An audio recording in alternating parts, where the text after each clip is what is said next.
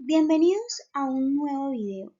En esta oportunidad abordaremos una temática supremamente importante e interesante, el trastorno global del aprendizaje, retardo mental o discapacidad intelectual. Les saluda Armida Julia Pozo, estudiante de la especialización en Neuropsicología de la Educación de la Fundación Universitaria Iberoamericana. Vamos, aprendamos juntos. ¿Cuáles son los contenidos entonces que empezaremos a abordar para tener una concepción amplia de este trastorno y lo que implica? Inicialmente abordaremos la conceptualización del trastorno, seguidamente abordaremos las teorías explicativas de la discapacidad intelectual, los tipos de discapacidad y finalmente las características de la discapacidad intelectual o retardo mental.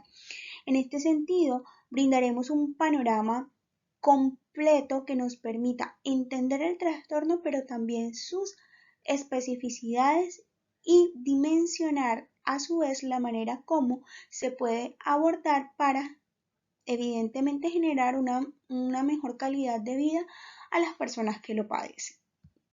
¿Qué es el retardo mental o discapacidad intelectual?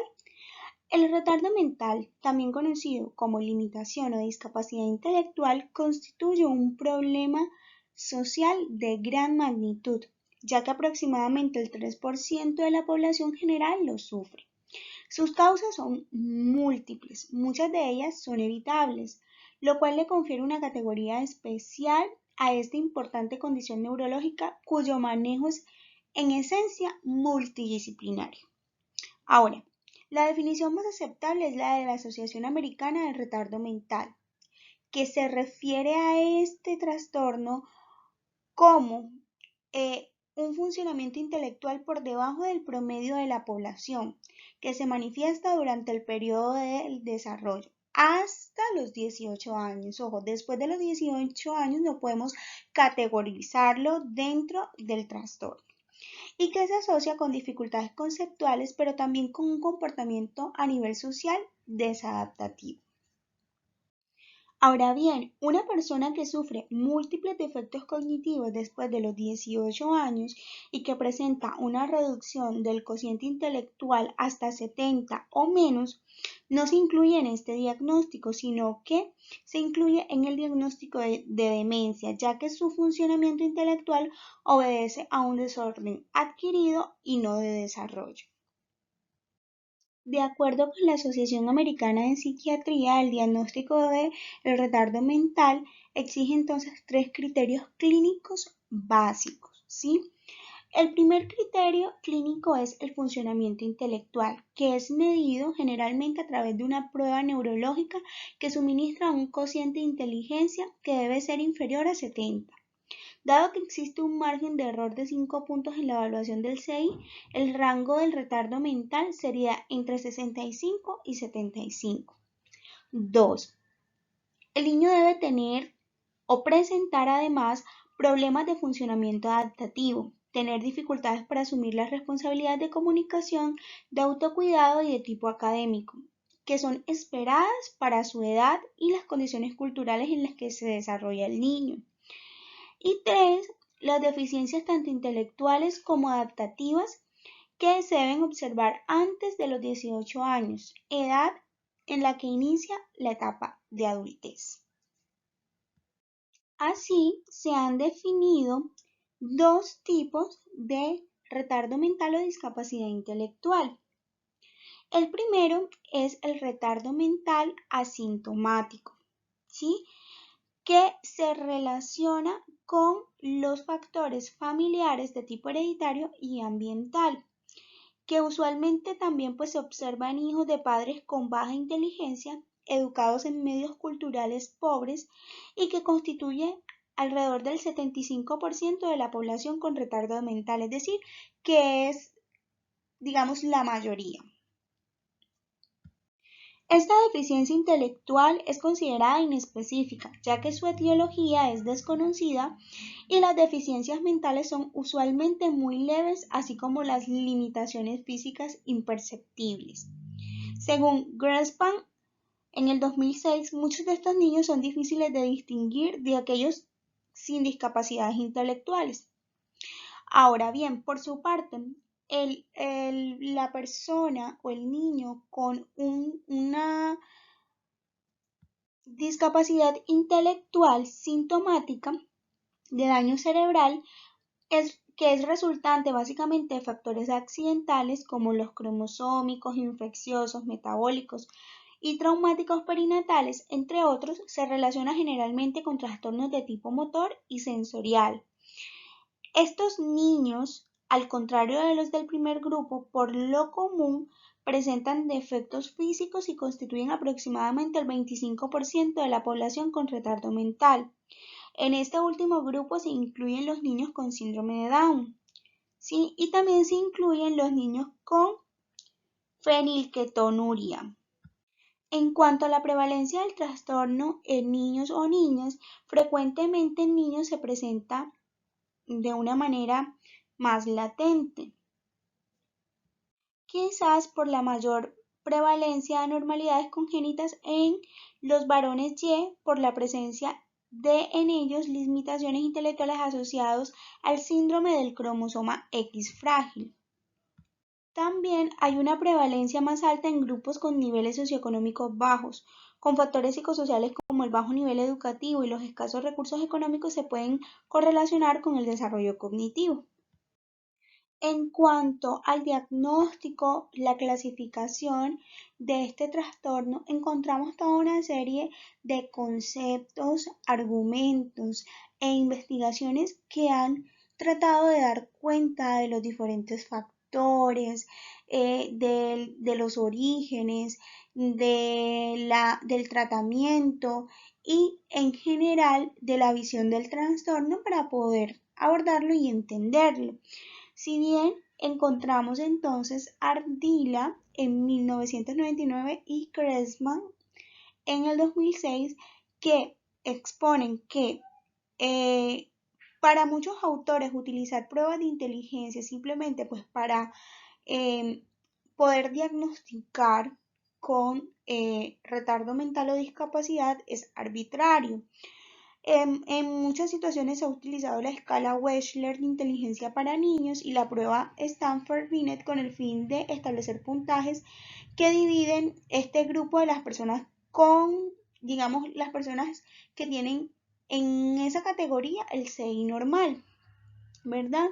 Entonces, digamos que en este sentido, digamos, correlacionado con esto, Ardila en 1999 dice que la evaluación intelectual se considera un paso muy importante en el diagnóstico. Sin embargo, las habilidades cognitivas incluidas en las pruebas de inteligencia están influidas por variables de tipo cultural y lingüístico.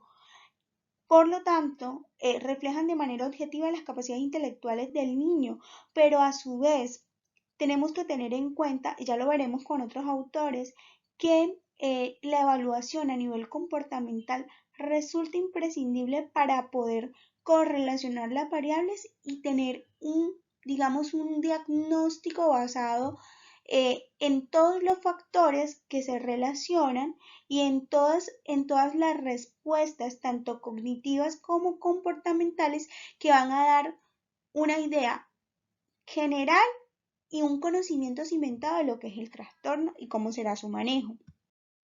Para la Asociación Americana de Psiquiatría también digamos que su aporte ha sido la categorización del trastorno. En este sentido, ellos establecieron 4 categorías: un retardo mental leve, un retardo mental moderado, un retardo mental grave y un retardo mental profundo.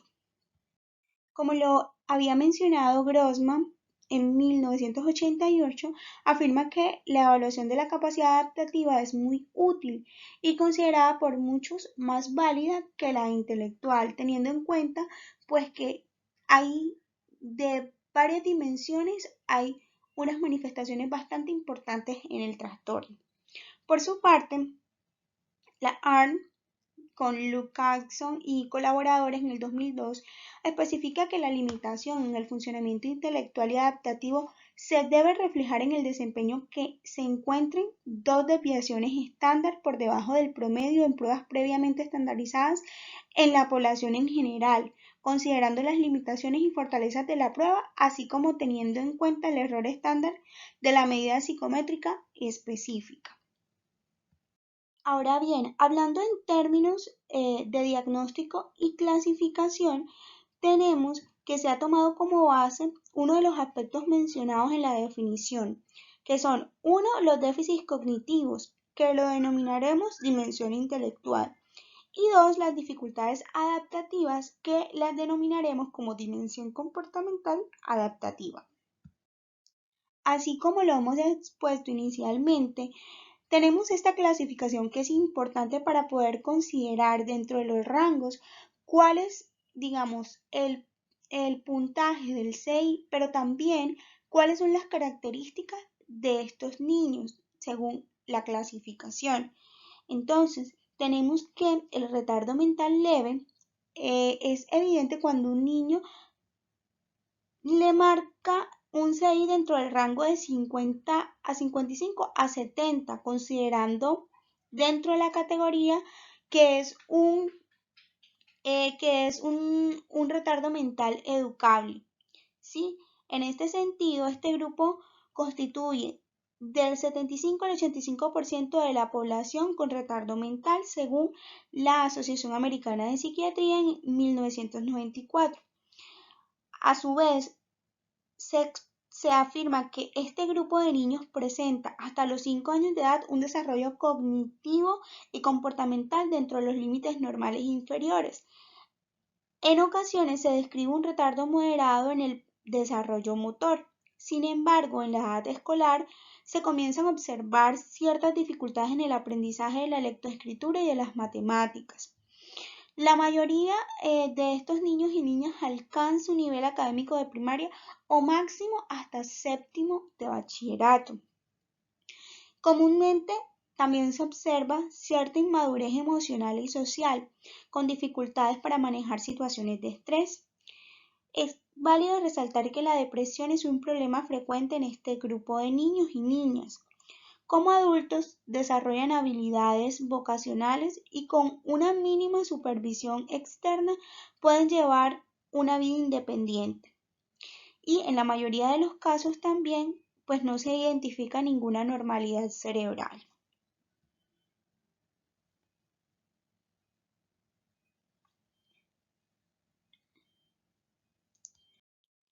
Sin embargo, algunos autores han abogado por la presencia de una característica social interpersonal común en estos niños, y es la vulnerabilidad a la explotación por otros, ¿sí?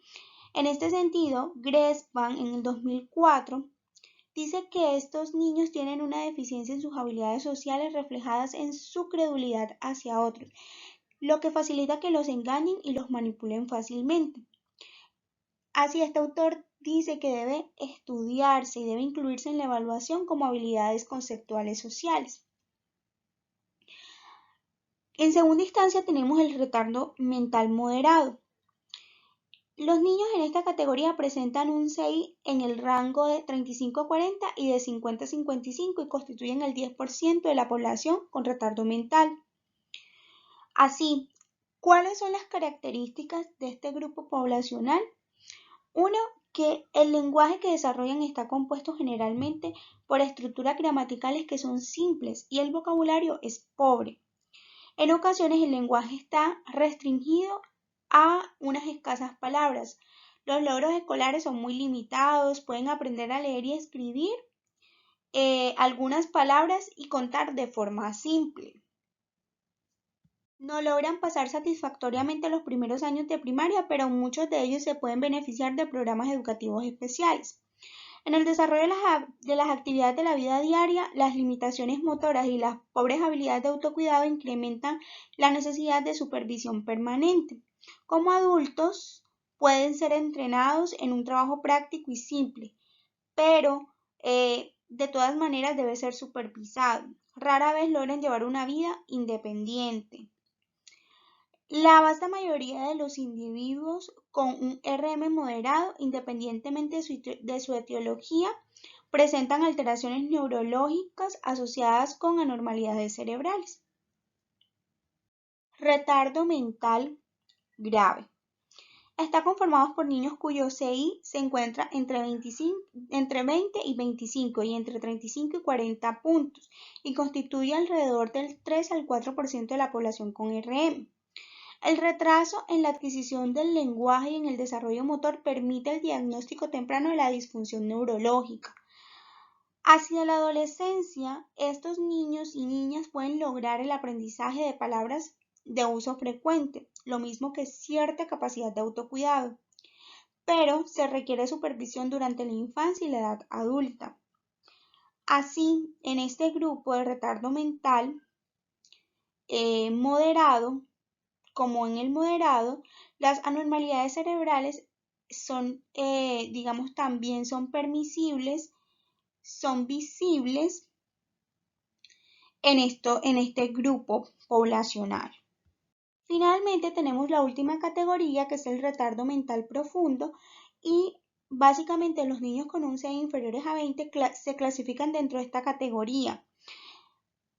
¿Qué los caracteriza? Que el lenguaje que logran desarrollar es bastante limitado y se reduce a la producción de sonidos sin sentidos y a la comprensión de órdenes elementales.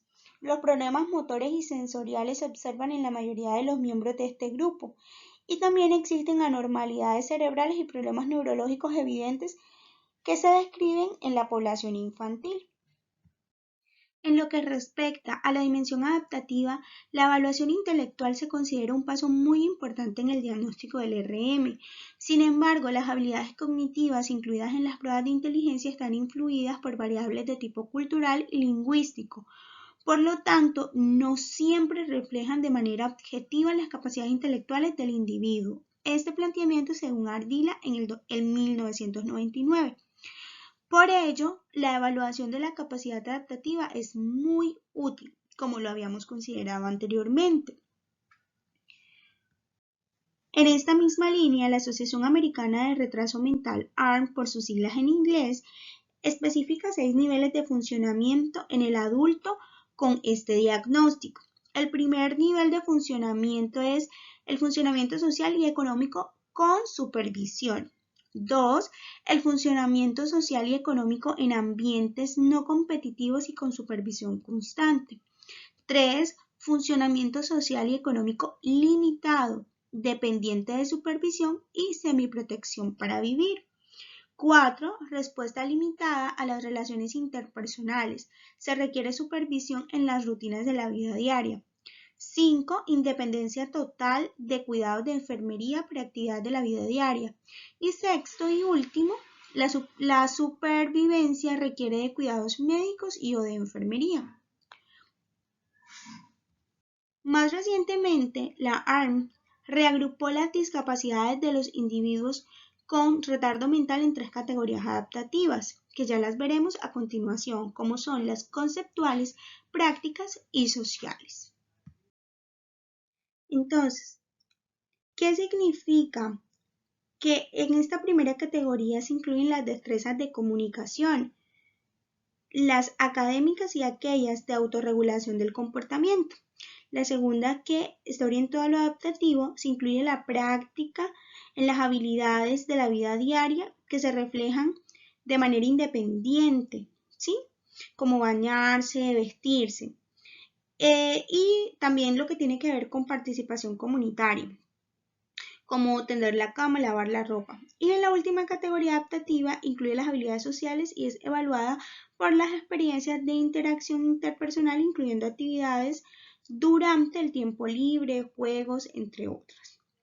¿Qué es importante tener en cuenta antes de abordar la etiología? Que estas características van a denotar lo que el individuo puede hacer, sus niveles de independencia y también la forma como cognitivamente puede estructurar ciertas acciones, tomar ciertas decisiones, ver el mundo y también entender su posición en él. Ahora bien, nos preguntamos, ¿y entonces cuál es la etiología de este trastorno? La ARM agrupa las etiologías del retardo mental en 3, dependiendo de la temporalidad del evento patógeno. Entonces tenemos 3 categorías: lo prenatal, lo perinatal y lo postnatal. ¿Sí? ¿Cómo los vamos a identificar? Primeramente, cuando nos refiramos a lo prenatal, se van a relacionar con trastornos cromosómicos y trastornos en la formación cerebral. Lo perinatal va a hacer referencia a lo que ocurre después del nacimiento o alrededor del nacimiento, como por ejemplo la hipoxia perinatal. Y los postnatales son, por ejemplo, infecciones y traumatismos cráneoencefálicos. Pues digamos que en este marco lo debemos tener en cuenta para poder saber si está sucediendo antes, después o durante digamos, el desarrollo después de que el niño nace.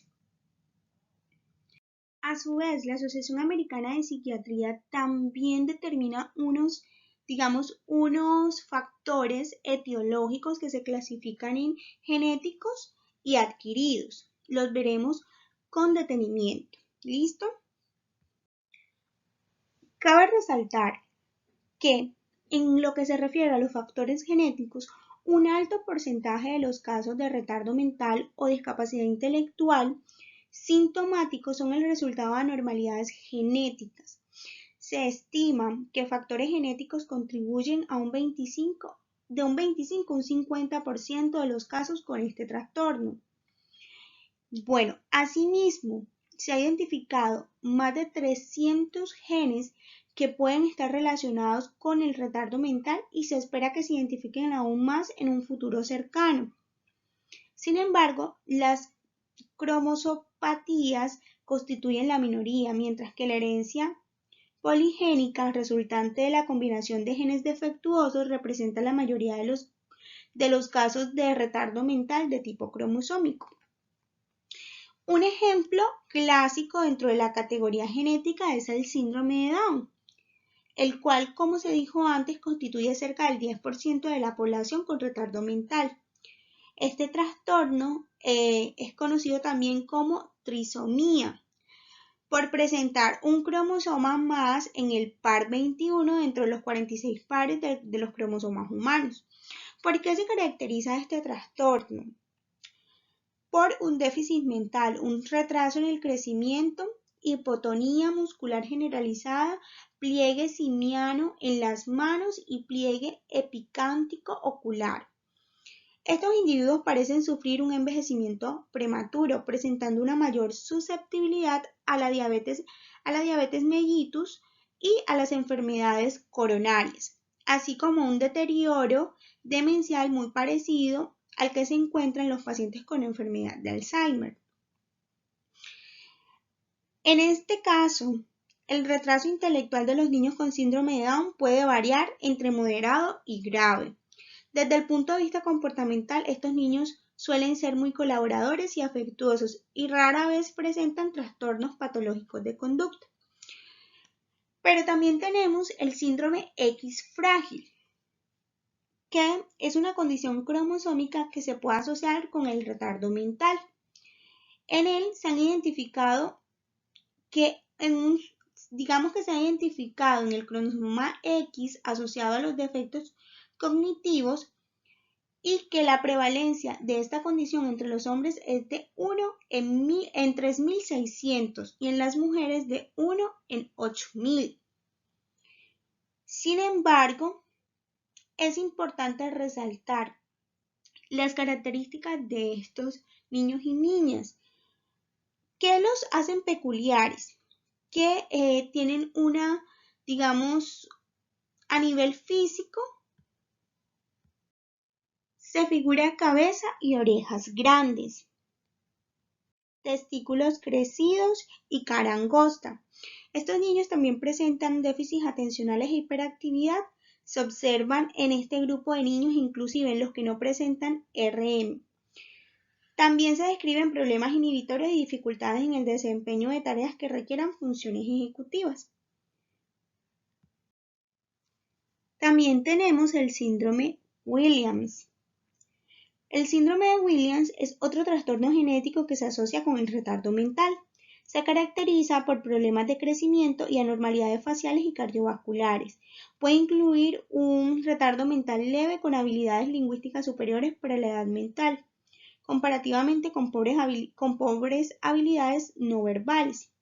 Las dificultades visoespaciales se observan fundamentalmente en el dibujo y en las tareas construccionales. Existen otros síndromes, como la enfermedad de Tay-Sachs, en la que se hereda de forma autosómica dominante un error metabólico que lleva al retardo mental. Otra condición explicable por anormalidades en un solo gen identificado en el cromosoma 12. Los niños que padecen esta enfermedad presentan un nivel plasmático que es elevado de ácido fenilpurírico, asociado con una incapacidad para metabolizar la fenilalanina que impide un apropiado funcionamiento de las catecolaminas, en particular de la dopamina. El defecto se transmite en forma autosómica recesiva con la prevalencia en la población general de 1 en 14.000 personas. Su capacidad intelectual puede variar desde un profundo hasta una inteligencia dentro de los límites normales. Por su parte, también tenemos el síndrome de Turner. Es otro síndrome genético asociado a un perfil neurocognitivo específico que afecta a 1 de 2.500 mujeres y se caracteriza por la pérdida del cromosoma X. Se presenta un número de características físicas distintivas como baja talla, deficiencias hormonales e infertilidad. Aunque en un comienzo se pensó que este síndrome producía retardo mental, hoy sabemos que la mayoría de las niñas que lo presentan tienen una capacidad intelectual dentro de los límites normales, pero puede estar presente. También tenemos las malformaciones congénitas del sistema nervioso central, que pues el retardo mental puede asociarse a toda serie de anomalías cerebrales congénitas, tales como la hidrocefalia, que es la dilatación del sistema ventricular por obstrucción en la circulación del líquido cefalorraquídeo. La lincefalia, literalmente, es que el cerebro liso por ausencia de corrugación cortical es como lo que pasa, lo que sucede, y la agenesia del cuerpo calloso y del lóbulo temporal. En lo que se refiere a los factores adquiridos, tenemos las lesiones prenatales, que son afectaciones intrauterinas que pueden causar dos tipos de alteraciones en el desarrollo del sistema nervioso central, como trastornos morfogenéticos en los cuales predominan los cambios histológicos sin modificaciones evidentes en la configuración del cerebro, y trastornos morfokinéticos en los cuales existen alteraciones claras en la configuración cerebral, por ejemplo, fallas en la fusión de las diferentes partes del tubo neural. Entre estas numerosas causas generadoras de daño cerebral en la etapa prenatal se pueden mencionar agentes tóxicos, metabólicos, infecciosos y nutricionales. Los efectos de los causantes tóxicos varían dependiendo de los factores tales como el tipo de agente, su nivel de concentración, el tiempo de exposición, el momento del desarrollo del sistema nervioso en el que tiene contacto con él, así como por ejemplo el alcohol no tiene el mismo efecto tóxico en el desarrollo del sistema nervioso si es ingerido por la madre durante los primeros meses que si lo hace después del primer trimestre. Tenemos entonces, digamos, entre estos síndromes, el síndrome fetal alcohólico, que están relacionados con la exposición al alcohol durante la etapa fetal. Uno de los defectos más dramáticos que tienen los niños que sufren estos síndromes es la esfera intelectual con deficiencia mental en casi todos los casos y anormalidades en la morfología cerebral. Otros agentes que pueden modificar el uso normal del desarrollo cerebral durante el periodo prenatal son los procesos infecciosos como la rubiola. Cuando ocurre en la madre durante los primeros meses de gestación, es la que con mayor frecuencia produce retardo mental, comúnmente asociado con ceguera sordera y trastornos en el lenguaje, así como malformaciones físicas diversas. También tenemos el virus de inmunodeficiencia humana, que se puede transmitir a través de la madre infectada y que puede manifestarse en el niño con inflamación crónica cerebral y con microcefalia. Como sucede en el adulto, no todos los niños infectados presentan el síndrome de inmunodeficiencia adquirida, con manifestaciones evidentes. Pero se ha encontrado que niños con VIH y SIDA frecuentemente tienen alteraciones psicomotoras de integración visoperceptual y visomotor sin dificultades mayores en las pruebas verbales. Además, la flexibilidad atencional y la memoria operativa visoespacial parecen ser particularmente sensibles a la infección. El compromiso cognitivo global no parece ser característico de la población infantil que sufre este trastorno. Ahora bien, en lo que respecta a los factores o lesiones perinatales, encontramos la hipoxia cerebral, que es la causa más frecuente de la parálisis cerebral, que produce lesiones difusas en los núcleos, ganglios basales, asiento principal del sistema motor extrapiramidal. En el adulto, la hipoxia cerebral lesiona en forma selectiva las células piramidales del hipocampo, el cerebro, los núcleos basales y las capas profundas de la corteza cerebral. Entonces, es decir, que el nacimiento prematuro es otro factor de riesgo para una deficiencia intelectual global. Usualmente los niños prematuros tienen un peso por debajo de lo normal al nacer y presentan inmadurez de varios órganos, aumentando las posibilidades de complicaciones médicas, incluyendo el daño cerebral. En lo que respecta a las lesiones postnatales, tenemos el traumatismo craneoencefálico, el hipotiroidismo congénito. En primera instancia, los traumatismos craneoencefálicos son una de las causas más frecuentes de discapacidad infantil. Aunque la mayoría de ellos son leves y no dejan secuelas consecutivas, un 14% sufre este traumatismo craneoencefálico moderado o grave con alteraciones neuropsicológicas consecutivas. La magnitud de estas deficiencias depende directamente de la severidad del trauma y de la duración del estado de coma. Las alteraciones neurológicas incluyen principalmente deficiencias en las funciones ejecutivas, en los procesos atencionales y de memoria, así como cambios comportamentales. También se describe una esfera a nivel intelectual, una alteración en la esfera intelectual y particularmente en el CI no verbal. En lo que respecta a los trastornos metabólicos, tenemos que una causa metabólica de estas alteraciones cognitivas después del nacimiento es la carencia de una alimentación adecuada. Estas deficiencias crónicas de tiamina y de niacina principalmente pueden producir retardo mental. Kingsmore en 1980 considera que la desnutrición leve puede afectar el aprendizaje de los niños con una inteligencia normal. Otras condiciones endocrinas y metabólicas capaces de impactar el sistema nervioso central son el hipotiroidismo congénito por la inmadurez de la glándula tiroide y la diabetes mellitus, que se caracterizan por la falta de insulina, hormona que metaboliza la glucosa. La enfermedad de Wilson, también conocida como una afectación familiar por un defecto metabólico del cobre. Así, también los procesos infecciosos, tenemos la meningitis y la encefalitis, que son infecciones postnatales más frecuentemente asociadas con el retardo mental o con alteraciones neuropsicológicas específicas del lenguaje, percepción, memoria y funciones ejecutivas. La meningitis implica una inflamación en las meninges, que son membranas que cubren el cerebro, y la encefalitis ocurre cuando un virus o bacteria invade el tejido cerebral. Las secuelas neuropsicológicas más severas se observan cuando las infecciones cerebrales se sufren antes de los 12 años, con secuelas comportamentales más evidentes en niños que en niñas. En cuanto a la intoxicación crónica por plomo o saturnismo, produce lesiones neurológicas difusas que se mantienen en dificultades de aprendizaje globales y específicas. Y en cuanto a las afectaciones psiquiátricas y retardo mental, algunos cuadros psiquiátricos como el autismo infantil producen alteraciones intelectuales muy difíciles de diferenciar.